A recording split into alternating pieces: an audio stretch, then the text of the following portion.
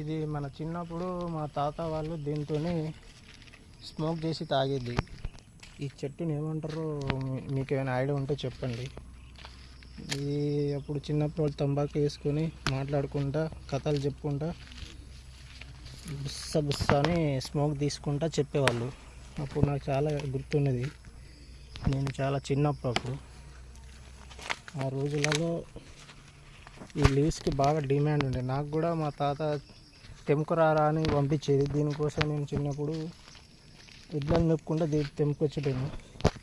ఇప్పుడు వాళ్ళు చుట్టాలు తెచ్చుకొని తాక్కుంటా ఇక నైట్ టైంలో పడుకునే ముందు సమ్మర్లో చెప్పేవారు స్టోరీలు చెప్పుకుంటా. పొగ తీస్తా అంటే ఆ పొగతోటి మా వాసనతోటి పడుకునేవాళ్ళం. అదొక మంచి మరుపురాని మెమొరీ.